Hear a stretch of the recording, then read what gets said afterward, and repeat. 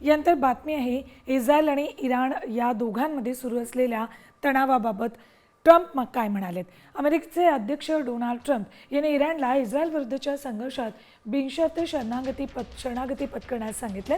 यावेळी त्यांनी इराणला इशारा देखील दिलाय. इराणचे तथाकथित सर्वोच्च नेते कुठे लपलेत हे अमेरिकेला माहिती आहे, मात्र सध्या त्यांच्यावर हल्ला केला जाणार नाही, त्यांना मारलं जाणार नाही आहे. मात्र अमेरिकेच्या नागरिकांना किंवा सैनिकांना क्षेपणास्त्र हल्ल्यात नुकसान पोहोचू नये अशी आमची इच्छा आहे, असंही ट्रम्प यांनी म्हटलंय. ट्रम्प यांनी काय इशारा दिलाय बघा. अमेरिकेला इराणचे तथाकथित सर्वोच्च नेते कोठे लपलेत हे माहिती आहे. सध्या त्यांच्यावर हल्ला केला जाणार नाही, त्यांना मारणारही नाहीये. अमेरिकेला क्षेपणास्त्र हल्ल्यात नुकसान पोहोचू नये अशी आमची इच्छा आहे. आमचा संयम हळूहळू संपत चाललाय. इराणच्या आकाशावर अमेरिकेचं पूर्ण आणि संपूर्ण वर्चस्व आता आहे.